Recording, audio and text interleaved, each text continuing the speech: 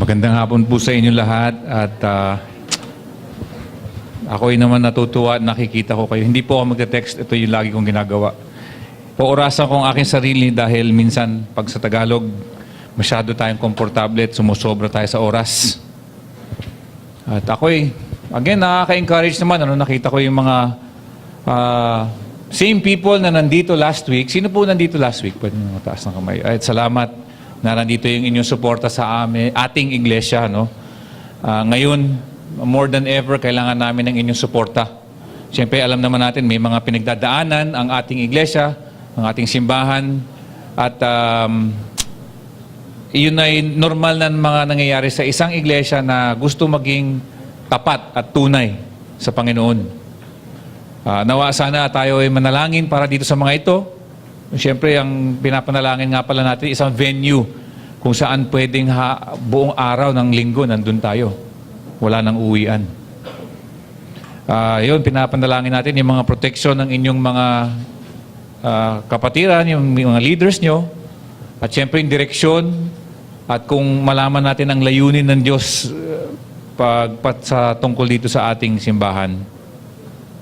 At yun nga pala, yung sinasabi ni Brother Butch, yung PDF, yung Prayer, Discipleship, and Fellowship. Maaari bang babasahin ko lang, itong kung saan, bakit 242. Ito ay isa sa mga paboritong talata sa Biblia. At babasahin ko na lang mula sa Magandang Balita Bible.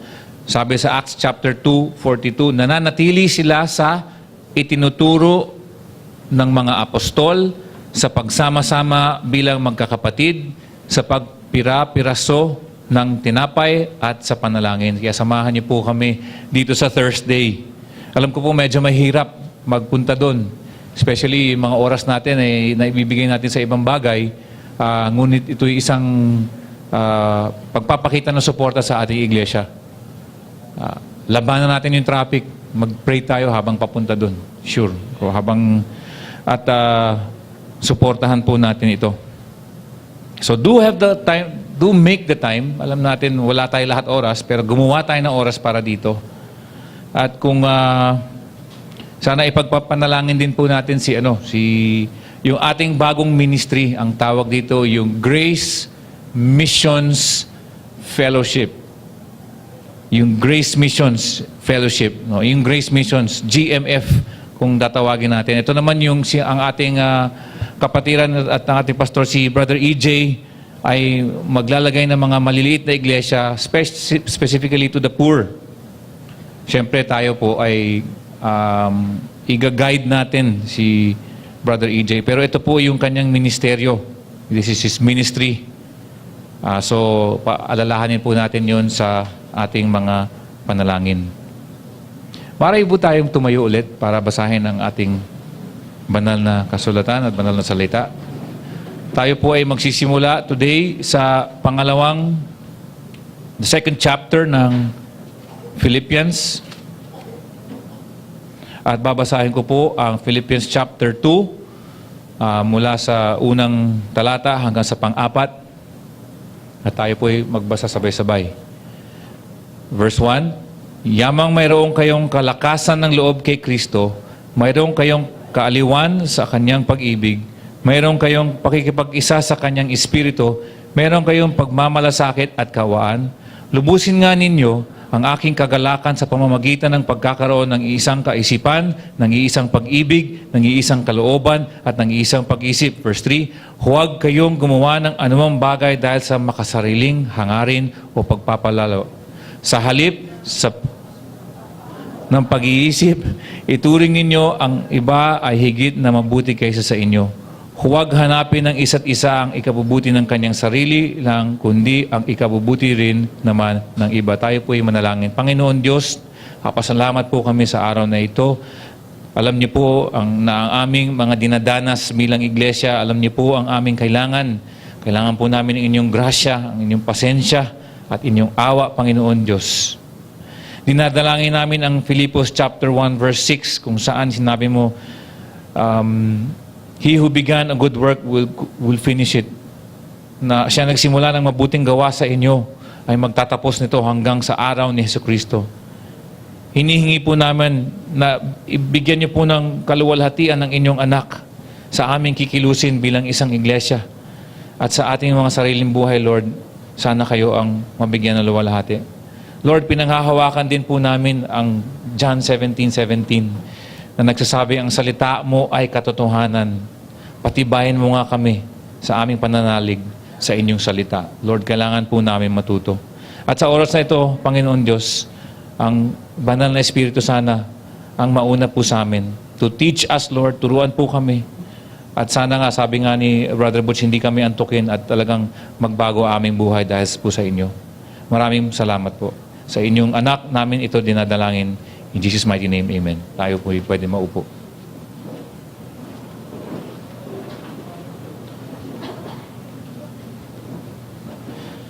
Dito sa unang apat na binasa nating talata, sa chapter 2, ay pinapahayag nito na may kalinawan ang isang mahabang pangungusap.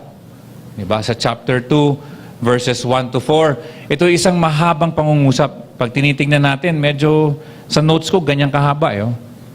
Pag itinapat mo to sa English teacher, ay magagalit sa inyo. Kasi ang English teacher sasabihin, run-on sentence yan, mali yan. Kailangan may tuldok sa dulo. Kailangan hindi isang mahaba.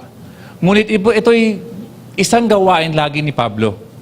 Parang naging kinaugalian na niyang gawin na medyo mahahaba ang kanyang gustong sabihin at ang kanyang ugali ay lumalabas din sa kanyang pagsusulat. At dahil dito nakikita natin, napapansin natin, yung sinusulat niya para sa iglesia ng Filipos ay hindi lang para sa Filipos, kung hindi para sa atin din. Ngayon, araw na ito. Last week, nakita natin din kay Doc Rico, kay Brother Rico, na meron din siyang isang mahabang talata, mahabang text na verses 27 to 30. Kung saan nakikita natin ang dinidiin at isinasaad ni Doc Rico is yung pagkakaisa sa iglesia.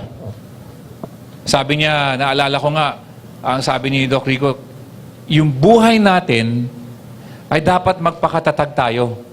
Dahil magkakaroon tayo ng mga hirap na madadanas mula dun sa mga bagay outside of our church.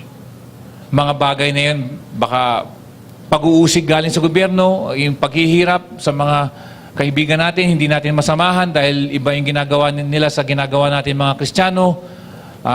Yung hindi ka nagko-compromise, wala kang kompromiso, lahat ng ibang kaibigan mo nagko-kompromiso, medyo mahirap yun. At yung mga nangyayari sa labas ng simbahan, sa labas ng iglesia, kung saan kailangan natin magpatibay para magkaisa. Yun yung last week. Kung iisipin natin, kung babasahin natin, at alam ko meron kayong mga Biblia, ang Philippians chapter 1 verse 27, ang sinabi dito, kinakailangan mamuhay kayong karapat-dapat sa Ebanghelyo ni Kristo upang kayo ay pumunta riyan at makita kayo o hindi man ay makabalita ako na pantungkol sa inyo na kayo ay nananatiling matatag sa isang espiritu at sa iisang isipan at sama-sama ninyong ipinagtatanggol ang pananampalataya ng Ebanghelyo. Stand firm. Magpakatibay kayo, sabi ni Pablo. Dahil may mga bagay na papasok sa buhay nyo, na darating sa buhay nyo, na mahihirapan. At sabi ni Doc Rico last year, binibigyan din niya, sabi niya, stand firm. At naalala ko nga yung kanyang paalala, yung kanyang stern warning. Sabi niya, mabalasik ang kanyang babala sa atin na sabi niya, kung kayo ay lumalaban kay Kristo, kung kayo ay lumalaban sa iglesia, kung kayo ay lumalaban at nag-uusig sa mga taga-GFC, mag-ingat po kayo, sabi niya. Kasi ito'y gawa ng Diyos. Hindi lang gawa ng tao ito. At gayon din man ngayon, nakikita natin, ang sabi ni Pablo sa mga taga-Philippian Church, ang sabi niya, magpakatibay kayo mula doon sa mga nangyari sa labas, outside forces. At gayon din, ngayon, sa Philippians chapter 2, verses 1 to 4, ang sabi ni Pablo dito, kayo din, hindi lang sa labas ang ayusin nyo, kung hindi sa loob din ng ating iglesia. At hindi naman siguro mahirap intindihin ang mga sinasabi ni Pablo dito sa 4 na talata, ngunit napakahirap gawin. Dahil ang ating emotions, ang ating ang likas na tao, di ba? Yung inner being natin ay talaga hinahatak tayo sa kamunduhan. Sa madaling salita, dapat natin inaantabayanan ang mga taong susubok hatakin tayo mula dun sa labas na iglesia. Nangyari sa panahon ni Pablo, nangyayari ngayon. Baka paghihirap at laban mula dun sa mga persecution, kailangan daw natin lumaban. At yun ang kanyang hamon. At dapat nananatiling matatag sa isang espiritu, isang isipan, at sama-samang ipinagtatanggol ang pananampalataya ng Ebanghelyo. Only let your manner of life be worthy of the gospel of Christ. Yun yung last week. Ngayon, ang sinasabi ngayon ni Pablo, kapag tapos niyang pag-usapan ang nangyayari sa labas, pag-uusapan niya ngayon ang nangyayari sa loob. Ang pagkakaisa sa pamamagitan ng pagpapakumbaba. Dito naman tayo na magbibigay ng diin na ang kailangan nagpapakumbaba ang mga tao. Nakikita natin dito, sa chapter 4 kasi may mga bagay na mababasa natin kay Pablo kung saan isasabihin niya 2 tao nag-aaway, si Euodia at saka si Syntyche. Thank you. Ang nagbabasa ng Philippians.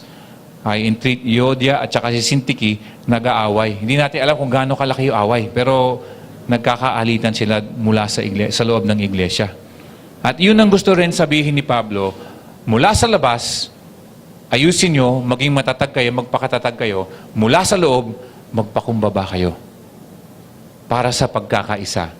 Dahil kung hindi tayo nagkakaisa, dahil sa mga pag-uusig na galing sa labas, o hindi tayo nagkakaisa dahil may mga konting alit-alitan kayo mula sa loob, ay hindi tayo nananatiling matatag, hindi natin masasabing karapat-dapat ang ating buhay, hindi natin masasabing namumuhay tayo karapat-dapat sa Ebanghelyo ni Kristo. At pag nag-share tayo ng Ebanghelyo, sasabihin, bakit namin ikaw pakikinggan? Bumibigay kayo pag may pressure kayo sa labas ng simbahan bakit namin kayo pakikinggan?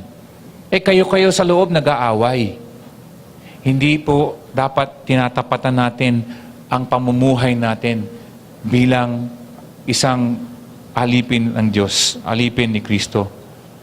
Ang pamumuhay natin dapat karapat-dapat at katapat ng Ebanghelyo. Kung ganito kaimportante ang Ebanghelyo po sa inyo, ganun din katataas ang ating pamumuhay, ang sinasabi ni Pablo. So mag-isip tayo gumawa tayo ng outline sa ating utak. Pagbukas na ninyong Bibles, tignan niyo yung verse 27. Kung saan sinasabing kinakailangan mamuhay kayong karapat-dapat para sa Ebanghelyo. Yan ang anchor natin. Last week, sinimulan ni Doc Rico.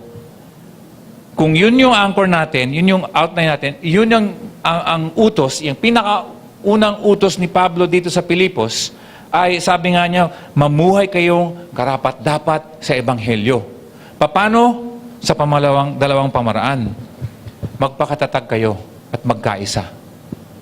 Dahil sa labas ng iglesia, magkakaroon kayo ng paghihirap at magpakumbaba kayo at magkaisa sa loob ng iglesia. Nakukuha niyo po yun. Meron tayong, binreakdown ko lang yung nangyayari ito. So, mula verse 27 ng chapter 1 hanggang sa verse 4 ng chapter 2, ayan yung kanyang outline. Kaya pag-usapan na natin ang unang verse. Ang sabi dito, yamang mayroon kayong kalakasan ng loob kay Kristo, mayroon kayong kaaliwan sa kanyang pag-ibig, mayroon kayong pakikipag-isa sa kanyang espiritu, mayroon kayong pagmamalasakit at kawaan. Sabi niya, therefore, if there is any encouragement in Christ, any consolation from love, any fellowship in the Spirit, any affection and sympathy. 4 na talata or 4 na parirala, if you may, no? kung saan sinasabi dito ay apat na bagay kung saan tayo magkakaroon ng pagkakaisa bilang mga iglesia sa GFC o kaya sa Filipos ngayon sa GFC. Ito daw dapat ang ating gagawin. Apat na bagay ang meron tayo. Ang sabi nga dito, hindi natin sasabihin porket maayos na tayo, matibay na tayo. Kasi verse 27 to 30 ng chapter 1, maayos na tayo, matibay na tayo mula doon sa labas ng mga nangyayari. Nagpapakatibay na kami. Steadfast, firm, stand firm kami. Pero pagdating sa loob ng iglesia, ay nag-aaway-away. Sayang. Sayang ang sasabihin natin. Sayang, lumalaban na tayo sa mga bagay sa labas. Hindi ba natin aayusin ang mga bagay na may alit-alitan sa loob ng iglesia? May pressure na tayo sa labas.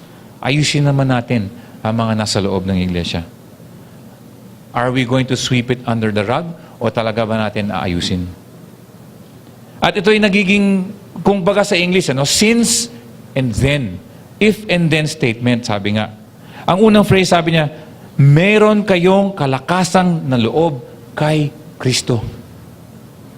Meron kayong kalakasan na loob kay Kristo. Ang ibig sabihin nito, sa ibang kung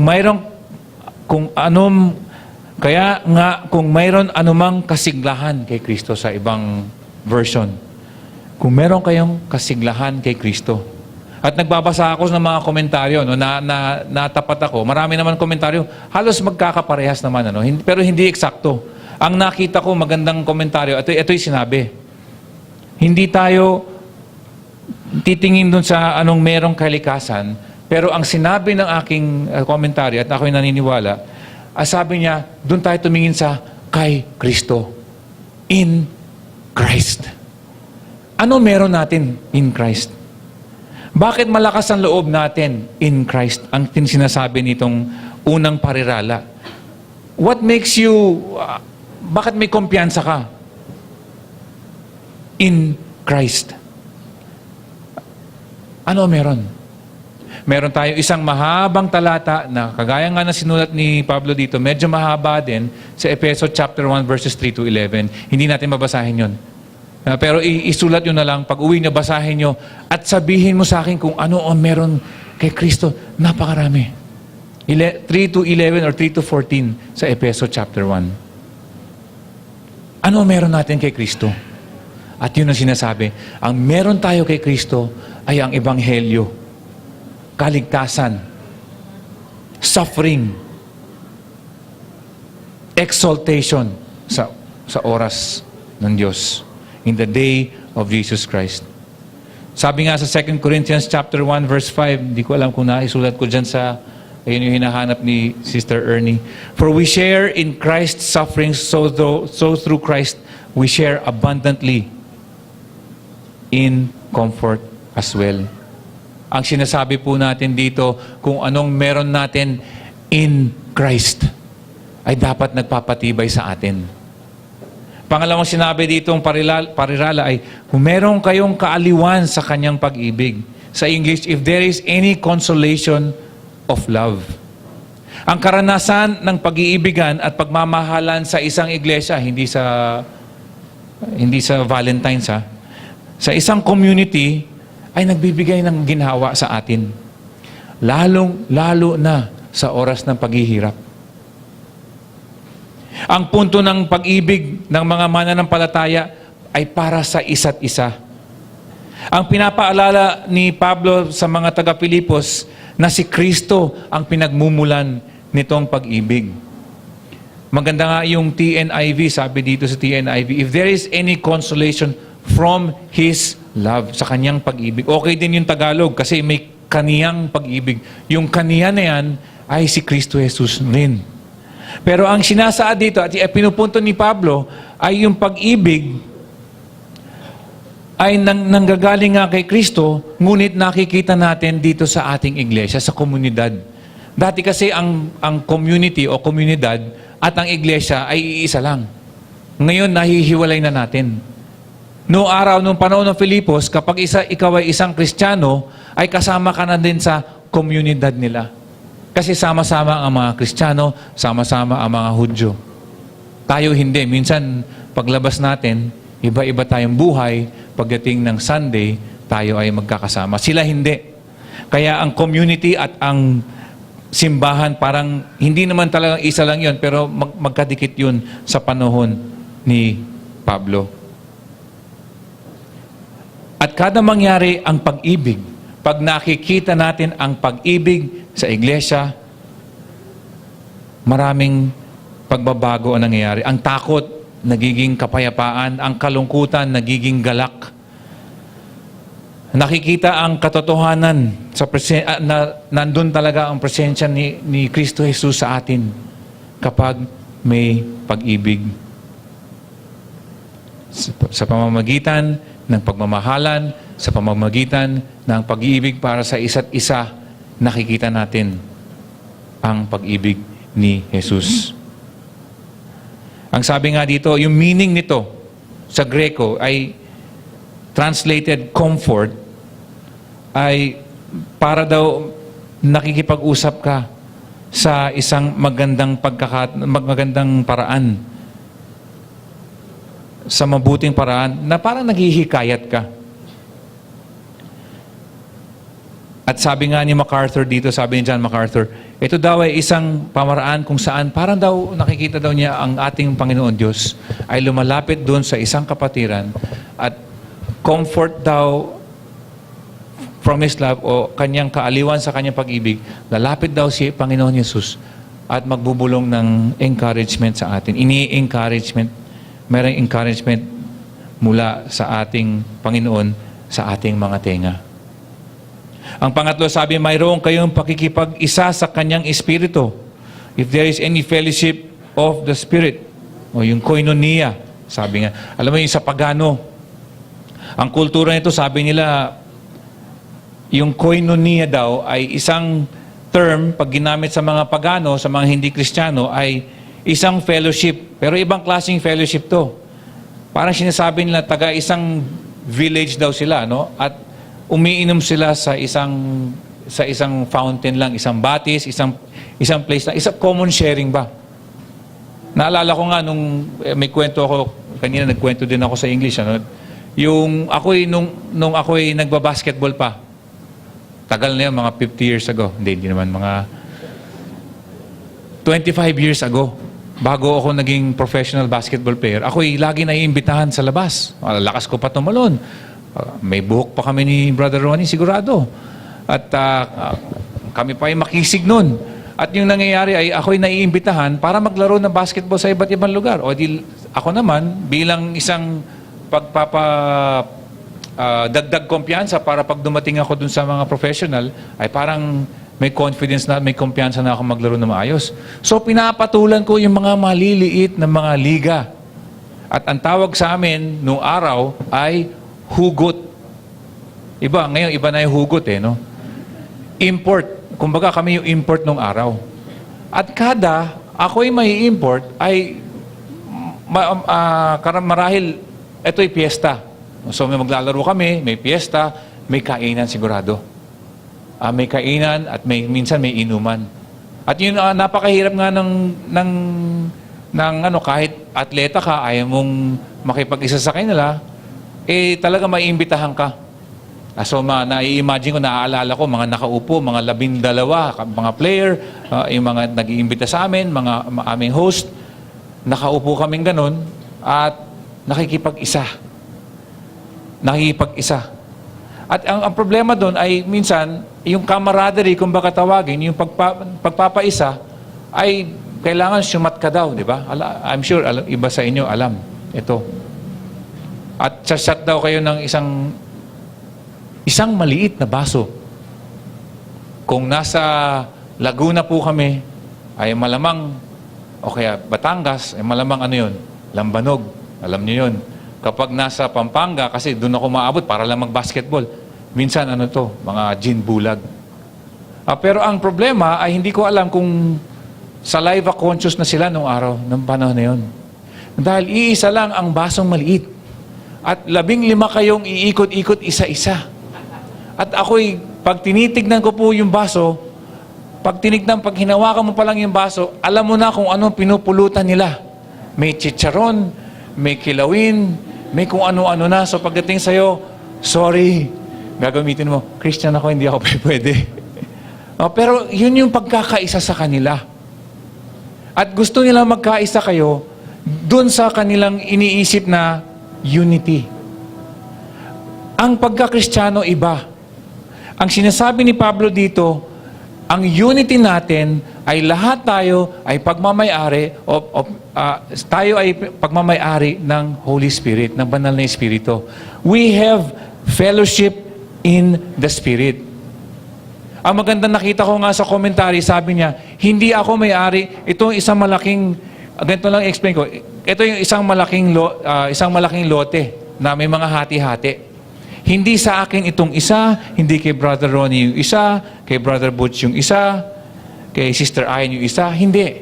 Ang sinabi dito, yung buong loteng yon, lahat tayo ay iisa lang kami, lahat tayo may-ari doon sa iisang lote. Hindi yung hati-hati. Ayan ang sinasabi. Yun yung kanilang ginamit, no, ng aking commentary para ipaliwanag sa akin yung mayroon kayong pakikipag-isa sa kanyang Espiritu. Lahat tayo meron nito. Lahat daw tayo meron nito. Sabi nga sa unang Korinto chapter 12 verse 13, ito ay sapagkat sa pamamagitan ng iisang Espiritu tayo rin ngang lahat ay pinadbautismuhan sa iisang katawan, kahit tayo ay Hudyo o Griego, alipin o malaya. At tayo rin ay pinainom ng iisang Espiritu. Ang sinasabi ni Pablo dito sa Corinto chapter 12, sabi niya, hindi talaga nung araw pinagsasama ang Hudyo sa Griego. Hindi pinagsasama yon. Yung alipin sa malaya, slaves, tsaka yung Lord, hindi pinagsasama yon. Pero sinabi niya, kayong lahat, dahil sa banal na Espiritu, ay may quote-unquote koinonia o fellowship. Magkakaiba kayo, may mayaman, may mahirap, may Pilipino, may ibang lahi, nagkakaisa ang lahat. Nagbibigay din ng isang komunidad ay meron tayo, we possess isang bagay, ang sabi dito. And we share the Holy Spirit. Tayo ay pagmamayari ng banal na Espiritu. Ang sabi din dito sa pang-apat ay mayroon kayong pagmamalasakit at kawaan. Pag translate mo na naman to sa Greek, ay ibig sabihin to yung inward parts, the viscera, the entails, lamang loob. Kapag ang Greek ay may gustong sabihin sa inyo na kasama ang kanyang madiin na emosyon, gagamitin niya ang kanyang, sasabihin niya yung compassion, yung affection, sasabihin niya yung kanyang bituka. Yung kanyang bituka. Kaya nga nung araw, nung nasa high school ako, sabi sa akin nung psych teacher ko, naalala nga ni Brother Rodel to, sabi, I love you from the bottom of my hypothalamus. Or, I love you from my bituka. Masama pakinggan, ano? Sabihin mo ngayon yun, pag hindi kayo alisan ng inyong nililigawan. Pero sa Greek mind, yun. Kaya sabi dito sa pang-apat na parirala, mayroon kayong pagmamalasakit at kaawaan. Yung pagmamalasakit na yun is sinasabing malasakit na galing sa bituka, galing sa talagang loob ng isang tao. Sabi sa Galatia chapter 6 verse 2, batahin ninyo ang pasanin ng bawat isa't isa. Sa ganitong paraan ay tinutupad ninyo ang kautusan ni Kristo. Bear one another's burdens and thereby fulfill the law of Christ. Apat na paa, apat na parirala sa isang talata ay nagbibigay na four legs ng pagkakaisa bilang Kristiyano. Christian unity. Christian unity. Sabi nga dito, parang kung babasahin ko ulit yung verse 1, ganito ang babasahin ko. Hindi ba't mayroon kayong kalakasan na loob kay Kristo? Hindi ba't mayroon kayong kaaliwan sa kanyang pag-ibig? Hindi ba't mayroon kayong pakikipag-isa sa kanyang espiritu? Hindi ba't mayroon kayong pagmamalasakit at kaawaan? Kung meron kayo nun, at alam natin meron, then, verse 2, lubusin nga ninyo ang aking kagalakan sa pamamagitan ng pagkakaroon ng iisang kaisipan, iisang pag-ibig, iisang kalooban, at ng iisang pag-iisip. Pagkakaisa, malapit na ang August 20, Ninoy Aquino, pero wag na natin, hindi tayo politiko dito. Hindi tayo politiko dito, okay? Lubusin ninyo ang aking kagalakan, sabi ni Pablo. Lubusin ninyo ang aking kagalakan. Alam natin, ang Filipos ay isang the epistle of joy. Kagalakan lagi, di ba? At alam natin, sinabi nga ni Pablo sa verse 4, ako'y nananalangin na may galak dahil sa ating koinonia, dahil sa ating partnership, dahil sa ating fellowship. Pero hindi pa daw kompleto ang kanyang kagalakan. Nagalak na siya dahil nagbibigay pabalik-balik, may pumupunta sa kanya. At nagbibigay ng kung anong kailangan niya habang nasa kulungan siya, habang nakabilanggo si Pablo sa Roma. Natutuwa siya. Sabi ni Pablo, may nagpe-preach nga dito eh. Pero ginagawa para lang mainis ako eh. Pero si Kristo ay naitataas, okay sa akin yon. Tunay na ebanghelyo ang kanilang pinapahayag, okay sa akin yun, nagagalak ako. Dito sa aking pagkakabilanggo, nagagalak pa rin ako. Pero sabi niya, kompletuhin nga natin ang aking galak. Papaano? Kung kayo ay magkaroon ng isang isipan, isang pag-ibig, isang kalooban, isang pag-iisip, unity, pagkakaisa. Yun na lang ang kulang kay Pablo. Yun na lang ang sinasabi niya, okay na sana, ang ganda na, kahit nasa bilangguan ako, hindi ito yung iniisip ko. Iniisip ko kayo, na meron kayong mga konting maliliit na alitan na hindi kayo nagkakaisa. Ayun ang problema. Natutuwa na ako, sinabi ko nga sa inyo, natutuwa ako, pinapanalangin ko kayo na may kagalakan. Ngunit hindi kompleto po yun. Konti na lang. Magkaisa kayo, ang sabi ni Pablo dito. Hindi kompleto. Sabi nga niya sa verse 4 and 5 ng chapter 1, humihiling ako sa Diyos na may galak para sa inyong lahat sa tuwing dumadalangin ako. Ito ay dahil sa inyong pakikipag-isa sa Ebanghelyo mula sa unang araw hanggang ngayon. Sa mga bagay sa labas ng iglesia, halos okay na sila dahil nagpapakatatag na sila. Pagdating sa loob ng iglesia, meron kayong alit-alitan, meron kayong away, meron kayong konting tampuhan. At sabi ni Pablo, yun ay magkukumpleto. Lulubusin ang kanyang kagalakan kung mawala na itong mga ito at magkaisa kayo. Isang isip, isang kalooban, isang pag-ibig. Sabi niya. Alam mo, ang hugot niya, ito, yung hugot, hindi yung hugot na pinag-uusapan ko kanina, ito yung hugot ni Pablo ngayon. Ang sabi niya, ang hugot niya ay nanggagaling sa mga karanasan niya, nakasama niya ang mga taga-Pilipos. Meron na siyang kagalakan dahil sa mga pagkakaibigan doon. Ang request niya hindi dahil sa meron siyang otoridad. Hindi niya sinasabing, itong ID ko, ako ay isang apostol. Kaya bilang apostol, kayo ay magkaisa. Dapat unified kayo, dapat wala kayong alitan. Hindi. Ang hugot niya is, dati magkakasama tayo eh.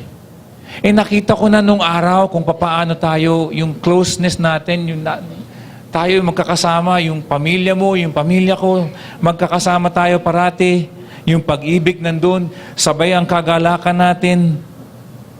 At ngayon, nababasa ko at naririnig ko, may mga problema pala.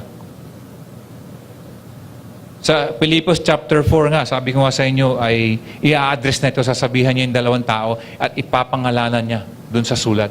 Si Euodia at saka si Syntyche. At sabi niya, nakita ko to eh. Nakita ko close tayo bago ako umalis ng Filipos eh. Bago ako pumunta sa pangatlong missionary journey ko eh. Nakita ko eh. Pagdaan ko sa inyo, huminto ako sa inyo, nag-fellowship tayo, tumagal ako, nagturo ako sa inyo, okay na eh. Eh ngayon may naririnig ako nangyayaring ganito.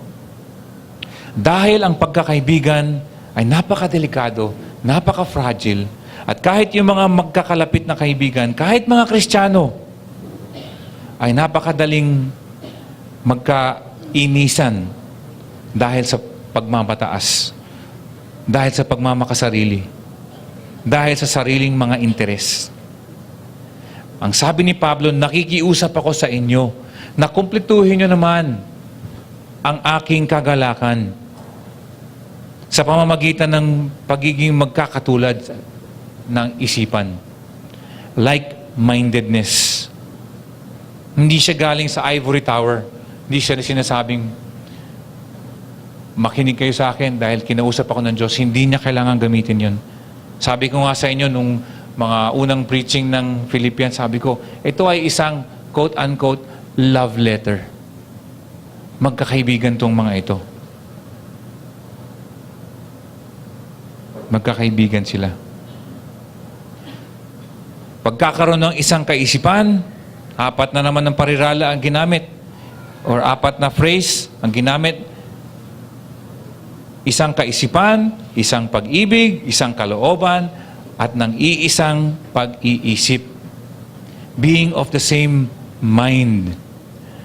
Nagbibigay siya ng diin dahil paulit-ulit ang kanyang yung emphasis niya, nakikita natin, ay binibigyan niya ng diin yung pagkakaisa. Dahil tinan mo yung words dito, di ba? Iisang pag-ibig, iisang kaisipan, iisang kalooban, iisang pag-iisip. Like-mindedness.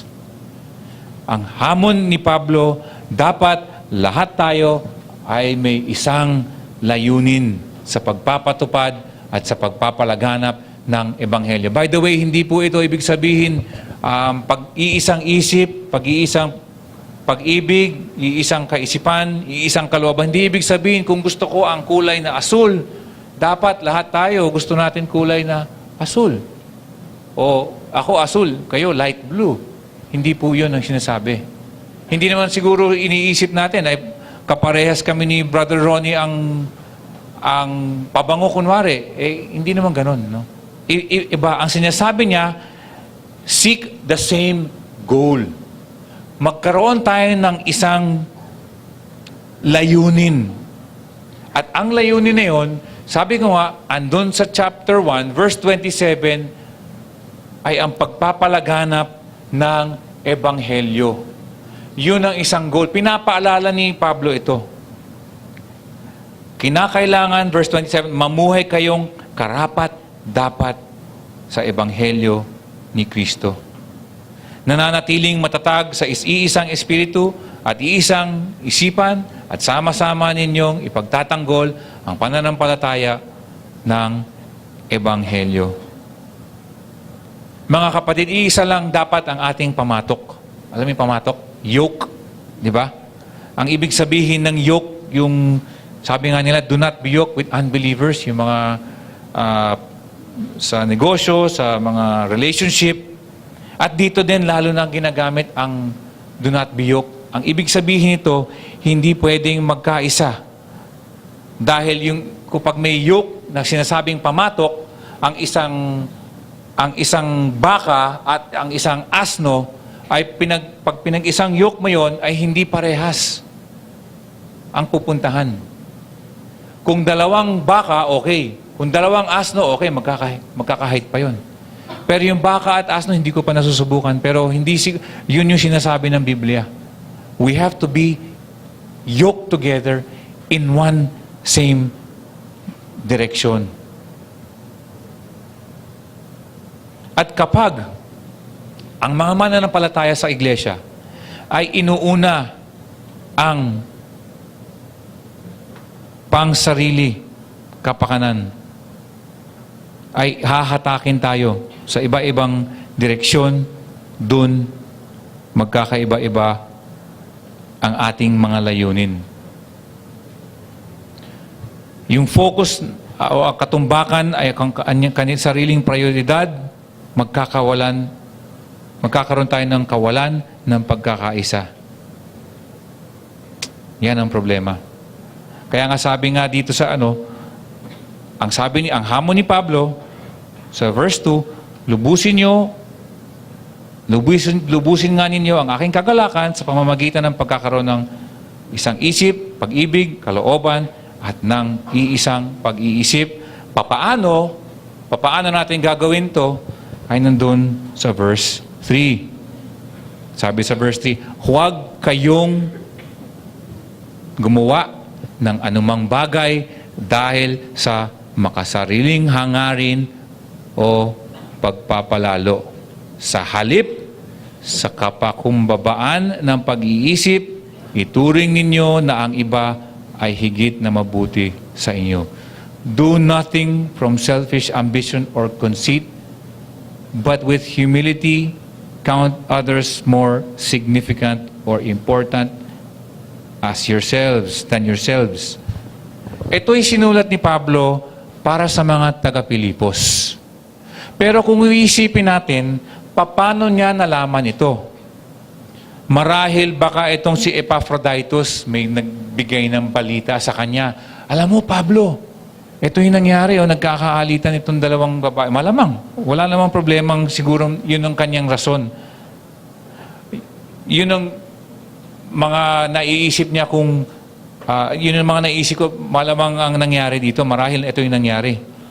Si Epaphroditus mula Pilipos hanggang Roma, pumapabalik-balik, nagbibigay ng habang nagbibigay siya kay Pablo, ay may binabalitaan na niya si Pablo.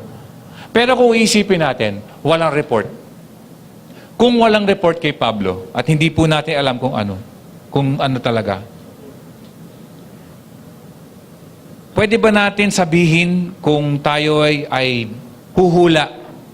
Huhula tayo sa isang iglesia. Huhula tayo kung bakit meron disunity.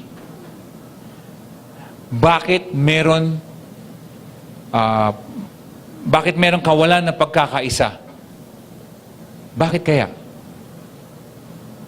Dahil ang mga tao sa iglesia, dahil sa ating fallen nature, ay makasarili at gusto magpapalalo.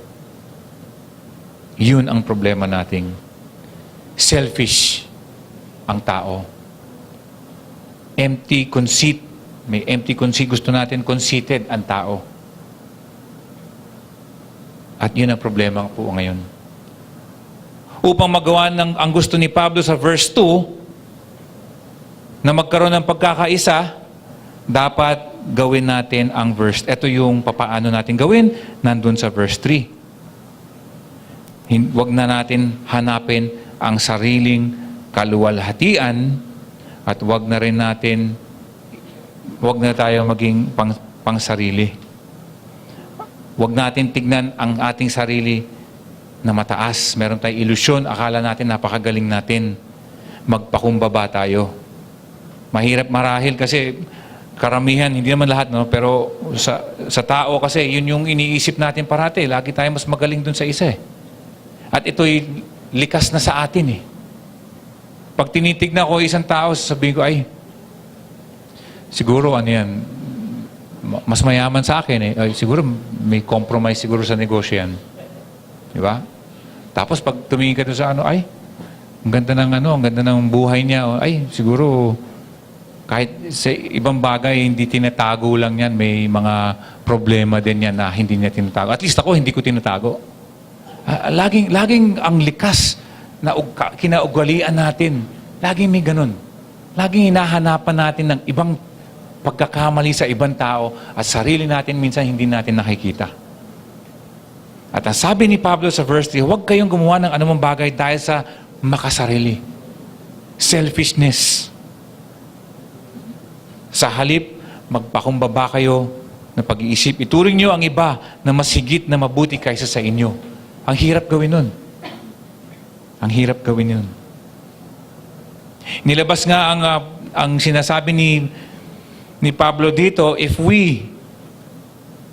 tayo, kung sila, mga taga-Pilipos, ay inuna ang sariling katuparan or self-fulfillment o ang pagpapalaganap ng kanilang sarili, or self-improvement, self-advancement, hindi natin makikita at mararanasan ang pagkakaisa. Hindi mangyayari dito sa GFC yun. Pag yung ugaling makasarili ay meron dito sa iglesia, yun na yung mangyayari, magkakaroon tayo ng dibisyon, ng mga pangkat, ng pagkawalan, ng pagkakaisa. Divisiveness. At ang sabi ni Pablo, haharapin ko lahat yan, hinaharap na may tapang. At sinasabi niya, ito yung cause ng pagkawala ng pagkakaisa nyo. Binibisto ni Pablo yan.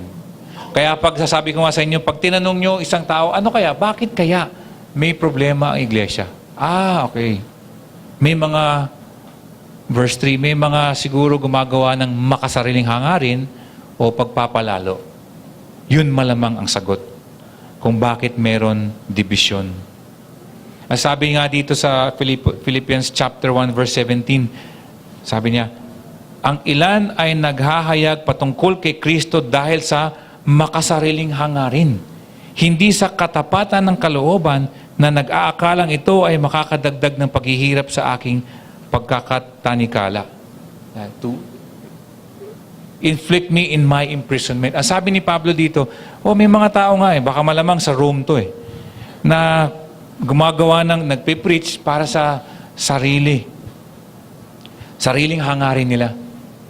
Ang sabi nga ni Pablo, sige, magre-rejoice ako dyan. Pero bago natin sasabihin na okay lang na mag-preach o kaya magpahayag patungkol kay Kristo para sa sariling ambisyon, ay ito na nga sinasabi niya sa verse 3, huwag kayong gumawa ng anumang bagay dahil sa makasariling hangarin. Maging mag-preach, maging mag-serve, maging kumanta, maging elder, maging deacon, magbukas ng pinto, tumulong. Tignan natin ang ating mga puso, mga kapatid. Bakit tayo nandito? Bakit tayo nagsiserve? Ginagawa ba natin ito para sa ating sarili o para kay Kristo Jesus at para sa Kanyang mga alipin? At yung temptasyon nandun, alam ko po. Yung temptasyon na nagkakaroon kayo ng selfishness, ng sariling hangarin na andun parati. Kaya lagi dapat sinecheck natin ang ating sarili. Ang pagkamakasarili, mga kaibigan, ito'y lason. Lason lalo na sa iglesia. Ang problema, ito yung hindi tinuturo sa mundo. Ito ay kabaliktaran ng tinuturo sa mundo. Ang sabi sa mundo, magpahiwatig kayo, magpakita kayo ng sariling isipan. Be what you want to be. Frank Sinatra says, I did it my way.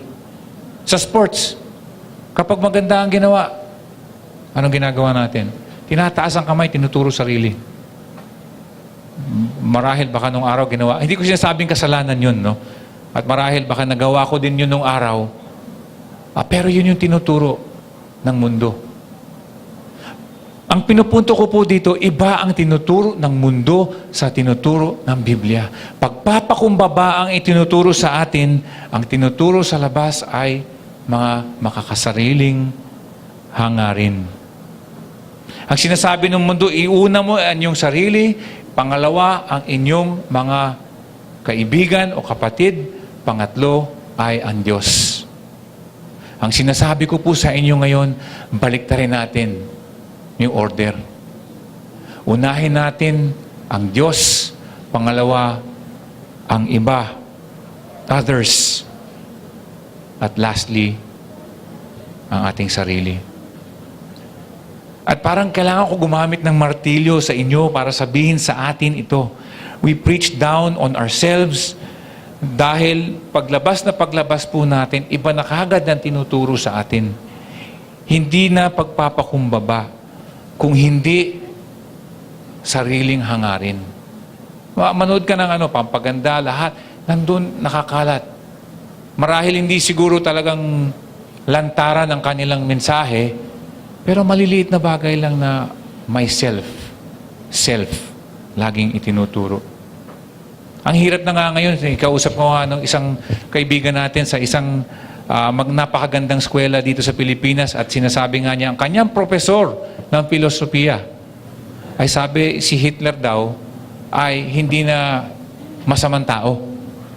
Hindi natin masasabi na mali ang pagkamoralidad na ginawa ni Hitler na pumatay ng 3 milyong Hudyo. Depende na daw yun sa papaano mo iisipin yun. Abay, hindi yun yung tinuturo ng Biblia. Tinuturo ng Biblia, may tama, may mali, may kasalanan, may hindi kasalanan. Ang mundo paglabas natin, iba na ang tinuturo. At yun din po ang diin ko dito. Sinasabi natin dito sa iglesia, magpakumbaba kayo. Magpakumbaba tayo. At sinasabi doon sa labas, sariling hangarin ang titignan natin, ang uunahin mo. Alam mo si C.J. Mahaney, marahil kilala niyo yun. Si C.J. Mahaney, isang pastor siya sa Sovereign Grace sa Amerika. Siya yung aking laging pinapakinggan. Hindi man parati. Siyempre, nauna pa rin sila MacArthur. Pero pinapakinggan ko siya at siya yung isang pastor ng Sovereign Grace. Siya ay nawala na, nag-retire na siya. Ang pumalit, baka kilala niyo rin, si Joshua Harris na naging pastor ng Sovereign Grace. Pero nung araw, nung kinikwento niya sa isang preaching niya at napapakinggan ko, ay sabi ni CJ, may isang binata na nanggaling sa isang church split. Napakapangit na church split. At lumipat na po itong binatang ito at napunta na doon kay C.J. Mahaney sa Sovereign Grace. At siya po ay nag-observe sa mga kanyang leader, ang kanyang elder siguro, kung papaano daw ang mga patakaran o anong ginagawa nila doon sa kanyang iglesia. So nandun sila sa isang meeting at yung binata na yon ay nakikinig po lamang. At habang nakikinig, sabi niya, kinukumpara niya ang dati niyang iglesia sa iglesia ng Sovereign Grace. At ang sabi niya, itong mga lalaking to ay may pag-ibig at pagmamahal sa Diyos. Kami naman dun, bago kami nag-split, meron din kami nun. Itong mga taon, itong mga taga-Sovereign Grace, meron silang love for the Word. Salita ng Diyos, gustong-gusto nila. Meron din naman kami nun. Sabi nitong binatang to, meron din silang yung pagsisilbi. Napaka-active na mga tao dito sa Sovereign Grace. Kami din, halos kalahati yata nagsaserve sa amin. Pero may isang kulang. Doon sa Sovereign Grace, nagpapakumbaba ang mga kapatiran. Sabi ng binata, yun, wala kami. Wala kami nun. At yun ang nangyari siguro, iniisip ko kung bakit nagkaroon ng napakapangit na church split kung saan hindi na nasagap yung ibang mga kapatiran doon. At yun ang resulta. Verse 4, huwag hanapin ng isa't isang ang ikabubuti ng kanilang sarili. Ulitin ko huwag hanapin ng isa't isa ang ikabubuti ng kanyang sarili lang, kundi ang ikabubuti rin naman ng iba. Do not merely look out for your own personal interests, but also for the interests of others. Hindi sinasabi ni Pablo dito na pabayaan natin ang ating sarili, mga kapatid. Sabi nga niya, meron siyang also dito, di ba? Huwag hanapin ng isa't isa ang ikabubuti ng sarili lang, kung hindi, pati na rin. Di ba? Parang pati na rin ang ikabubuti ng iba. Sabi nga sa 1 Timoteo chapter 5 verse 8, kapag hindi pinaglaanan ng sino man ang pangangailangan ng kanyang sarili, lalo na ang kanyang sariling sambahayan, ay tumalikod na siya sa pananampalataya. Siya ay masahol pa sa isang hindi mananampalataya. So naiintindihan po natin na dapat uunahin natin lagi ang ibang kapatiran kaysa sa atin. Hindi ho yun ang ibig sabihin. Ang sinasabi ni Pablo, tinatawag niya ang mga Kristiyano na magkaroon ng makadiyos ng pag-uugali patungkol sa mga ganitong bagay. Sabi niya, hindi naman pwedeng makasarili lamang, hindi rin sinasabing pabayaan na ang ating sarili. Kailangan natin ng mutual concern. Kanina umaga, nilabas ko nga gusto ko maglabas ng isang graphic patungkol dun sa one another's. Alam mo yung one another's? Isang 100 times yun. Sinabi sa Bible, yung love one another, look out for one another. Ito, isang one another na naman sa verse 3 at 100 beses ginamit. At 60% nun si Pablo para sa iglesia. Na yung isa't isa ba? Yung love, be unified with one another, serve one another, respect one another. 13 ng talatang yon ay patungkol sa unity. Yung 5 tungkol sa pag-ibig. At yung 7 patungkol sa pagpapakumbaba. Sabi sa Roma chapter 12 verse 10, maging magiliwin kayo sa isa't isa tulad ng pag-ibig ninyo sa magkakapatid. Igalang ninyo ang isa't isa ng higit pa inyong sarili. Love one another with brotherly affection. Outdo one another in showing honors. In showing honor. Mga kapatid, wag nating maliitin itong utos na ito. Kahit napakasimple lamang, ang sinasabi ng Biblia dito sa 4 verses, magpakumbaba tayong lahat upang magkaisa para makita ng ibang tao na ang buhay natin tapat sa Ebanghelyo. Para nag-share na tayo, hindi nila sasabihin, kayo, nag-aaway kayo . Hindi nila masasabi yun. Walk in a manner worthy of the gospel. At paano natin magagawa yun? Sa pagpapakumbaba ang sinasabi ni Pablo dito. Bayaan nyo nga ako magkumpara dito sa ating arch-enemy na si Satan. Ikukumpara ko lang siya kay Kristo. Ang sabi sa Isaiah chapter 14 verses 13 and 14 na lang siguro, no? Hindi ba't sinabi mo sa iyong sarili, pinag-uusapan natin dito si Lucifer, si Satanas, aakyat ako sa langit at sa ibabaw ng mga bituin ng Diyos. Ilalagay ko ang aking trono. Uupo ako sa ibabaw ng bundok na tagpuan ng mga Diyos sa malayong hilaga. Sabi ni Satan to, aakyat ako sa ibabaw ng mga ulap, papantayan ko ang kataas-taasan. Yun po ang sinabi ng ating kaaway. Pero grabe ang pagkakaiba kay Kristo. What a contrast we have in Christ Jesus. May karapatan si Jesus para dakilain ang kanyang sarili. Ngunit hindi niya ginawa. Next week, pag-uusapan at pag-aaralan po natin to at babanggitin ko lang sa Philippians chapter 2 verses 5 to 8.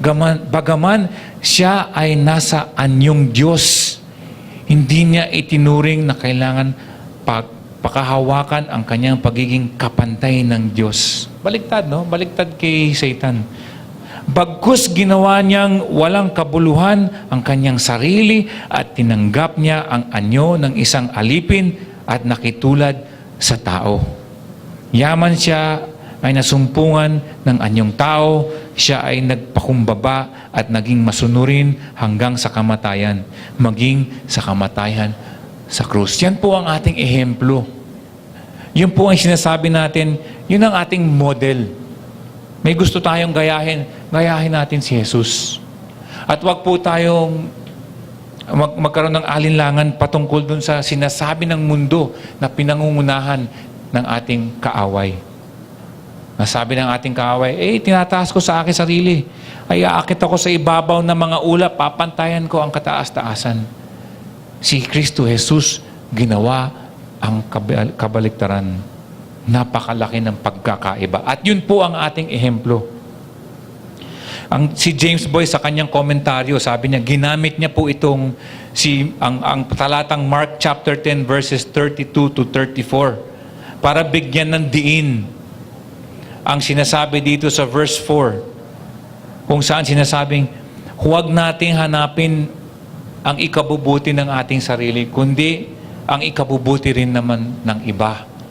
Doon sa isipan na yun, ito ang ginamit ng aking isang komentaryo. Sabi niya, tignan daw natin ang Marcos chapter 10 verses 32 to 34. At aking babasahin, nang sila ay nasa daan panahon sa Jerusalem, si Jesus, kasama ang kanyang mga disipulo, nagtaka sila na si Jesus ay nasa unahan na nila. No, naglalakad sila, nasa unahan na. At sa kanilang pagsunod kay Jesus, sila ay natakot. Tinipon niyang muli ang 12 alagad at sinimulan sabihin sa kanila ang patungkol sa mga bagay na mangyayari sa kanila. Sinabi ni Jesus, narito aahon tayo sa Jerusalem. Ang anak ng tao ay pinagkakanulo sa mga pinunong saserdote at sa mga guro ng kautusan. Siya ay kanilang hahatulan ng kamatayan at ibibigay sa mga hentil. Siya ay kanilang kukutsain, hahagupitin, luluraan at papatayin. At sa ikatlong araw, siya ay mabubuhay muli. Siyempre, kahit papaano, sa pagkatao ni Jesus, siya po ay natakot. Siyempre, napakahirap para kay Jesus ito. Sa kanyang pagkatao. Parang din tayo yan eh. Kung papayag ba tayo nun? Napakahirap nun. And yet, tiniis pa rin niya para sa atin. Ang sinasabi po dito ng aking komentaryo ay, yun ang isang ehemplo kung saan pwede na sana, hindi ang sarili ang inuuna. Ang inuuna ang iba. Hindi ang kanyang sarili, kundi ang ikabubuti ng ibang tao. Yung ikabubuti ng 12, yung ikabubuti ng lahat ng maniniwala at magkakaroon ng pananalig at pananampalataya kay Kristo Jesus. Isipin natin maging open theists tayo, no? Open theist yung wala raw kapangyarihan ang Diyos, pero naniniwala sila sa Diyos, pero mali nga yun. Maging ganun tayo para sa 30 seconds lang, dahil baka magalit si Lord pag masyado mahaba. Isipin natin, open theists tayo. Para makapagtanong na ng isang tanong. Ano kaya? Kung ang anak ng Diyos, si Jesus, ay inuna ang kanyang sarili. Yung sariling kapakanan ng naisip niya, bago ang interes ng kanyang ama, at bago ang interes ng kanyang iglesia. Ano kaya mangyayari sa atin? Yun ang problema. At yun ang ating ehemplo. Inuna ni Jesus ang iba, ang kanyang ama, ang kanyang iglesia, bago ang kanyang sarili. Sabi sa verse 4, huwag hanapin ng isa't isa ang ikabubuti ng kanyang sarili lang, kundi ang ikabubuti rin naman ng iba. Minsan gusto natin magpapansin eh. Minsan gusto natin pang sariling, para maitaas ang ating, mabigyan tayo ng sariling luwalhati. No? Naghahanap tayo minsan ng atensyon galing sa ibang tao. Naghahanap tayo ng kaluwalhatian o kaya ng puri sa ibang tao. Pero sasabihin ko po sa inyo ngayon, dapat ang hinihingi natin ay ang atensyon ng Diyos. Ang hinihingi po dapat natin ay ang atensyon ng Diyos. At paano po natin magagawa po yun? Hayaan niyo po ako matapos sa Isaiah chapter 66, verse 2.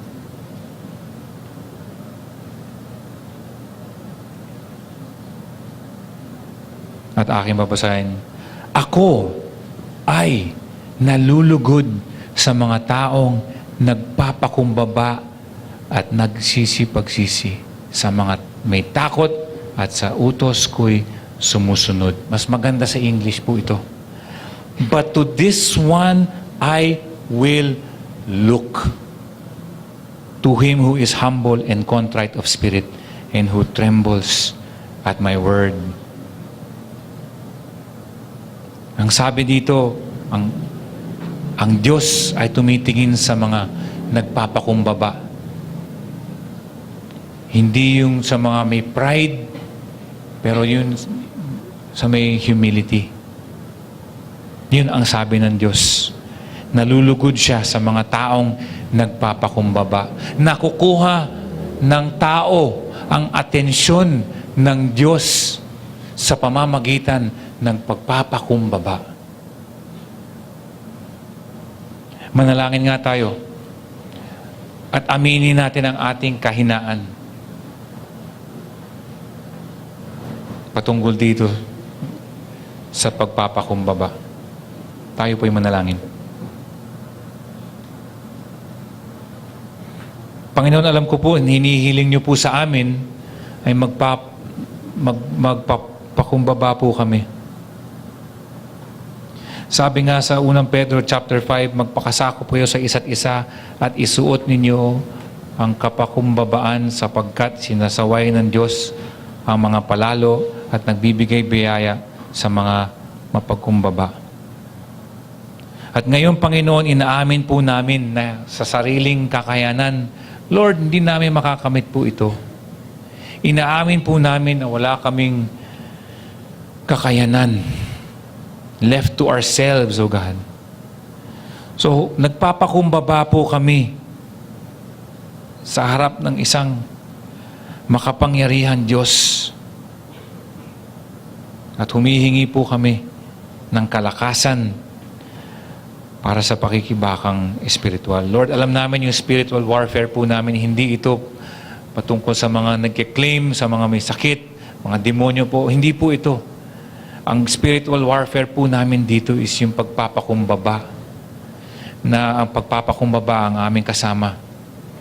Ang pagmamataas o ang pride, Panginoon Diyos, ay ang aming kaaway. Tulungan niyo nga po kami dito sa nangyayaring ito sa aming Panginoon.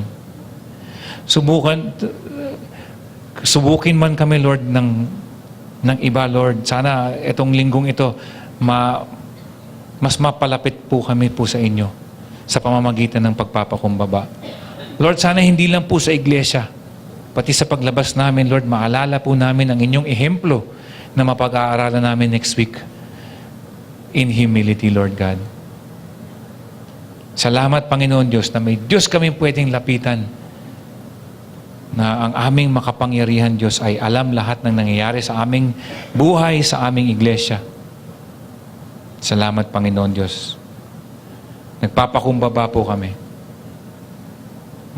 Mabigyan po ang luwalhati sa inyong anak, si kay Kristo Jesus. Amen.